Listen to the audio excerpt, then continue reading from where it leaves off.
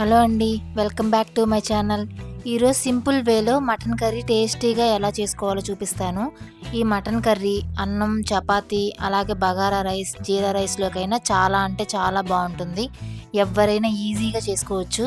మరి లేట్ చేయకుండా రుచికరంగా ఉండే ఈ మటన్ కర్రీ ఎలా చేసుకోవాలో ఇప్పుడు చూద్దాం. ఇక్కడ నేను కేజీ మటన్ తీసుకుంటున్నానండి. దీన్ని శుభ్రంగా చేసుకొని ఒక బౌల్లోకి వేసుకోవాలి. ఇప్పుడు ఇందులోకి ఒక స్పూన్ ఉప్పు, 2 స్పూన్ల కారం వేసుకోవాలి. మనం తినే స్పైసీని బట్టి కారం వేసుకోవాలి.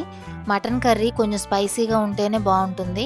కొంచెం కారం ఎక్కువ వేసుకుంటేనే బాగుంటుంది కర్రీ కూడా. అలాగే కొంచెం పసుపు, 2 స్పూన్ల ఫ్రెష్ పెరుగు వేసుకోవాలి. అలాగే 1/2 స్పూన్ ధనియాల పొడి, చిటికెడు మిరియాల పొడి కూడా వేసుకోవాలి. ఇప్పుడు చక్కగా మటన్కి మొత్తం ఈ మిశ్రమం పట్టేలాగా కలుపుకోవాలి. ఉప్పు, కారం మొత్తం మటన్కి పట్టేలాగా కలుపుకున్నాక 30 నిమిషాల వరకు మూత పెట్టుకొని పక్కన పెట్టేసుకోవాలి. ఈ మటన్ కర్రీని కుక్కర్ ఉంటే ఈజీగా అందులో వండుకుంటే సింపుల్గా అయిపోతుంది. నేను మాత్రం వెడల్పాటి కళాయిలో తీసుకొని వండుకుంటున్నాను. మీరు కావాలంటే కుక్కర్లో అయినా వండుకోవచ్చు. గ్యాస్ మీద కడాయి పెట్టుకొని 2 గిన్నెలు ఆయిల్ వేసుకొని అది హీట్ అయ్యాక 1/2 స్పూన్ జీలకర్ర వేసుకోవాలి.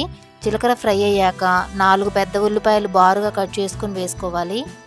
అలాగే 4 పచ్చిమిరపకాయలు కూడా కట్ చేసుకొని వేసుకోవాలి. వీటిని హై ఫ్లేమ్లో గోల్డెన్ కలర్ వచ్చేంత వరకు ఫ్రై చేసుకోవాలి. ఆనియన్స్ ఫ్రై అయ్యాక ఇందులో సగం ఆనియన్స్ తీసి పక్కన పెట్టుకోవాలి. కడాయిలో ఉన్న ఆనియన్స్ని వీడియోలో చూపిస్తున్నట్టు గరిటెతో పక్కకు నెట్టుకొని 2 స్పూన్ల అల్లం వెల్లుల్లి పేస్ట్ వేసుకోవాలి. ఈ పేస్ట్ని పచ్చివాసన పోయేంత వరకు ఆయిల్లో ఫ్రై చేసుకోవాలి. గ్యాస్ని మీడియం ఫ్లేమ్లో పెట్టుకొని ఫ్రై చేసుకోవాలి, లేకపోతే మాడిపోతుంది. అల్లం వెల్లుల్లి పేస్ట్ ఫ్రై అయ్యాక మ్యాగ్నేట్ చేసి పక్కన పెట్టుకున్న మటన్ని కళాయిలోకి వేసుకోవాలి. మటన్కి ఈ మిశ్రమం అంతా పట్టేలాగా గరిటెతో కలుపుకోవాలి. ఇలా 2 నిమిషాలు కలుపుకున్నాక మూత పెట్టేసుకుందాం.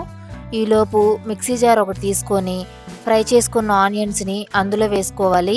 అలాగే 4 జీడిపప్పు, 2 టమాటాలను కూడా కట్ చేసి వేసుకుంటున్నాను. కొంచెం వాటర్ కూడా వేసుకొని మెత్తగా గ్రైండ్ చేసుకోవాలి. జీడిపప్పు లేకపోతే గసగసాలనైనా యూజ్ చేసుకోవచ్చు. 5 నిమిషాల తర్వాత మటన్ మీద మూత తీసి చూద్దాం.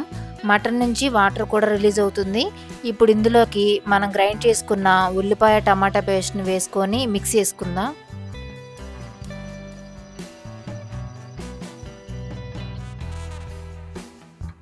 అంతా మిక్స్ చేసుకున్నాక మూత పెట్టేసుకొని కొంచెం సేపు ఉడకనివ్వాలి. 2 నిమిషాలకు ఒక్కసారైనా మూత తీసుకొని గరిటెతో తిప్పుకుంటూ ఉండాలి. మనం మ్యాగ్నేట్ చేసుకున్నప్పుడు ఉప్పు, కారం వేసుకున్నాం కదా, ఒకసారి అవి సరిపోయాయో లేదో చెక్ చేసుకొని సరిపోకపోతే కొంచెం వేసుకోవాలి. నాకైతే సాల్ట్ కొంచెం తక్కువైందని అనిపించింది, అందుకే కొంచెం సాల్ట్ వేసుకుంటున్నాను. మళ్ళీ మూత పెట్టేసుకొని 5 నిమిషాలు ఉడికించుకున్నాక మటన్లోంచి ఆయిల్ ఇలా సెపరేట్ అవుతుంది. ఇప్పుడు ఈ కర్రీలోకి 3 బౌల్స్ వాటర్ని వేసుకోవాలి. గ్రేవీ ఎక్కువగా తినాలి అనుకునే వాళ్ళు ఇంకో బౌల్ని కూడా యాడ్ చేసుకోవచ్చు వాటర్ని. ఈ వాటర్ మొత్తం దగ్గర పడేంత వరకు ఈ కర్రీని ఉడికించుకోవాలి. మటన్ మెత్తగా ఎంతవరకు ఉడికించుకోవాలి, కనీసం 20 నిమిషాలైనా పడుతుంది. కర్రీ మొత్తం దగ్గర పడ్డాక కొంచెం మటన్ మసాలా యాడ్ చేసుకోవాలి. అది లేకపోతే కొంచెం గరం మసాలానే వేసుకోవచ్చు. అలాగే కొంచెం కొత్తిమీర, కొంచెం పుదీనా కూడా వేసుకుంటున్నాను. మటన్ పీసెస్ మెత్తగా ఉడికితేనే కర్రీ టేస్ట్ బాగుంటుంది. ఈ కర్రీని రైస్లోకైనా చపాతీలోకైనా సర్వ్ చేసుకుంటే సూపర్గా ఉంటుంది. వీడియో నచ్చితే మీరు కూడా ట్రై చేయండి.